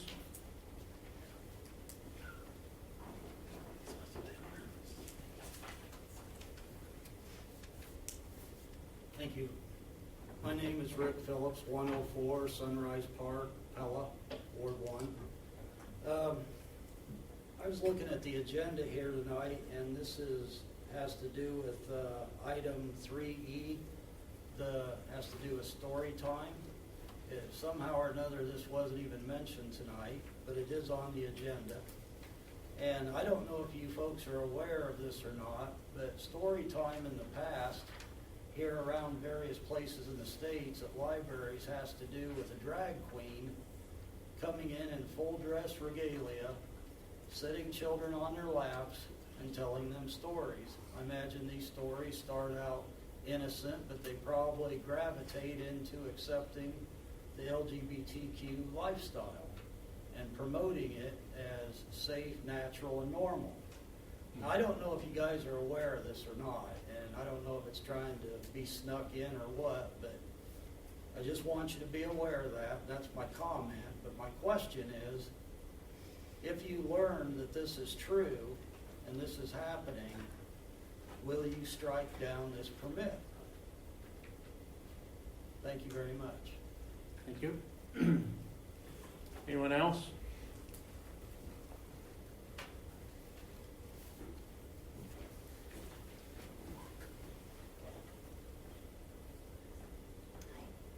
I'm Stacy Canis. I live at 1119 Sunset Avenue, Pella, in a lot of you. I didn't have anything prepared to speak on, but the main thing that kind of came to my mind as I was just listening to the meeting tonight is obviously a lot of emphasis from the council on creating more affordable housing in Pella. I don't know what's all gone into creating this new development and so forth, but it seems that's a high priority. But then on the other hand, it seems also a priority, at least to some, to create a new, very expensive recreation facility, which to pay for that, that's going to come out of the pocket of the citizens. So on the one hand, we're saying that, sorry, my voice shakes when I speak, that Pella needs to be more affordable, but then on the other hand, we're going to make it less affordable for people to live here when we spend that kind of money. So that would be a concern that I have, and if the priority truly is to make Pella somewhere that families can live and that they can afford to live, trying to be fiscally responsible is very important to me, and I would hope also truly is important to the council too. Thank you. Thank you.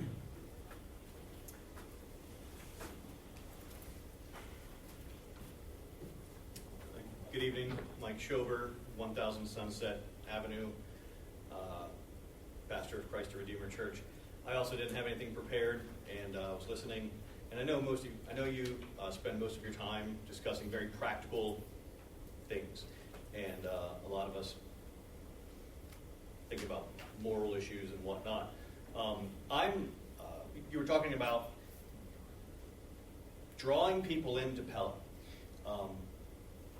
I can proudly say that I'm personally responsible for bringing 20 families here to Pella within the last year and a half. And the way I'm able to do that is, one, we have a really strong church. We preach the Word of God, and people like to know the truth. We are conservative, and we accentuate families. So what that tells me is that the coasts are collapsing. The coasts, the cities are they're losing their minds collectively, right? Bad things are happening on the coasts, and people are moving inward to find stability, and they're looking for good jobs, and they're looking for places of what resembles old America. And this is one of my talking points that I tell to people when I say, hey, you should come move to Pella. It's like what America used to be. It's like the last remnant of what America used to be. And we want to encourage that, and I want you to just to consider, when you're making all your practical decisions, to keep in your mindset these very, not just practical things, but moral, ethical, even spiritual things that pertain to the future. Don't just look toward building businesses that are going to generate immediate economic gain, but look to the future of bringing in families and thinking multi-generational, right? So if you're building this smash park, like, that's good for a bunch of young people, but what's that going to do for families? What's that going to do for families that have 5, 6, 7, 8 kids? They're not going to go there. They're not going to go there and spend money there, right? So think about how the decisions you are making are who they are going to benefit. And I want to encourage you to think about that in terms of benefiting families. Strong, conservative, morally founded families that have a stake in the future. Thank you. Anyone else?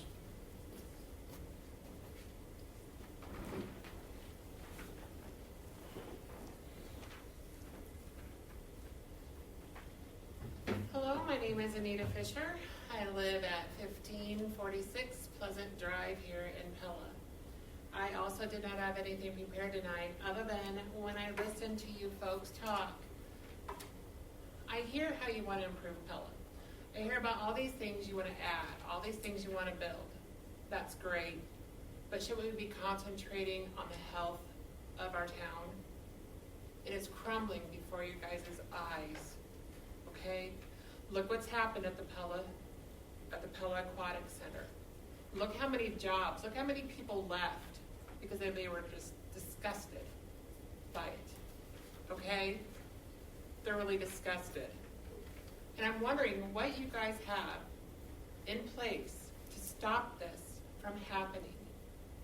There's people that are thinking twice about moving to Pella. It's not the Christian community they thought it was, because you guys aren't putting a stop to this. You guys have the power to put something in place to put a stop to this. And I ask you to use that power, not just to help Pella, but to the glory of God. I'm asking you, as our public servants, to listen to us. Listen to those that is affecting. We've got children. We've got grandchildren that are being affected by this. Have you guys not heard their cries? Have you not? It is everywhere. You guys do not understand how this is destroying Pella and the community. It has got to stop. It is wonderful how you guys are doing things to improve. Great. Another thing that I have an issue with, you want to build this park, or whatever you want to call it, help me out here, something that you're going to have all kinds of swimming, recreational center. All right, well, what about the sewers, guys? I was one of these people that had 12 inches of sewer water in my basement because of these sewers. I no longer live there because we moved out of that area. Okay, we've got these old streets. We've got these old sewers. We have to be fiscally responsible. And that is not building something that we do not need right now, especially when we have crisis all over. Look what's happening in this world. There is crisis everywhere. And we're trying to build a recreational center when we can't even get our sewer. We can't even keep our sewers straight where they need to be. Come on, guys. I'm begging you to look at what we truly need. It's not pretty. You guys are doing pretty things. That's great. That's wonderful. But let's look at what we don't see. Okay? Okay, thank you. Thank you. Anyone else? All right, I'll entertain, oh, sorry. Thank you. Mary Ellen Butler, 406 Franklin. We moved here in March of this year. And one of the things that I remember being told about moving to Pella is how accessible the political leaders are. Look at this audience.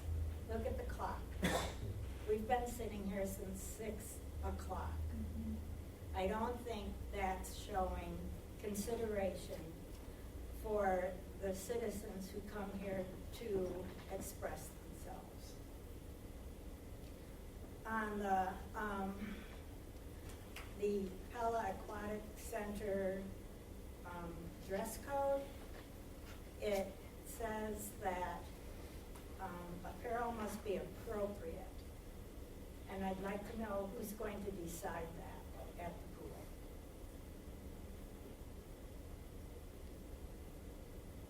Thanks. Thank you. Anyone else? Yeah, she brings up an issue, Don, that I would like to address. The juggling of our schedule here, it's obvious what's trying to be done. But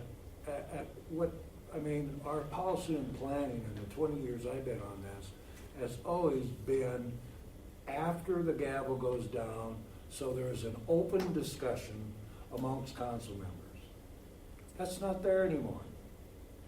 And I don't think, just because we don't agree with what the citizens may have to say is no reason to try and stifle it. That has bothered me since it's happened. I'm going to jump in here too, because Mr. Butler, just before you stood up, I looked at Bruce and I said, what in the world is going on? And I said, what is this convoluted agenda about? Because this is only my 4th year and we've never had it this way. And I can only speak for myself. I ran for office to hear from you. I find meetings where we don't have citizen feedback rather boring and mundane, because I want, and I'm just speaking for myself, I want to know what you're thinking. You know, you, Mr. Butler, have given me something to really ponder and research when you talked about moral and civil law. Don't think I'm going to be sneaking away from work tomorrow and Googling and looking and researching. Like, seriously, what a concept. But Bruce and I just both mentioned that, and then you stood up. And I don't make the agenda, but I would like to apologize to all of you for the agenda. And I would like to thank you all for sitting here. Thank you for doing that. Thank you for your perseverance. Yeah. I know we're all hungry. I am. I could use a cheeseburger right now. But thank you. Thank you. But I would also point out that very, very early in the agenda is the opportunity to speak to agenda items. Agenda items, yes. Agenda items. But these people didn't have an agenda item, and that's what's happened. Marquino, as well as I, well, right, but policy and planning has always been off the mic after the gavel goes down. And that is not right, that we have changed that. That has added a lot of additional time, for sure an hour. Just because we don't want to hear these folks?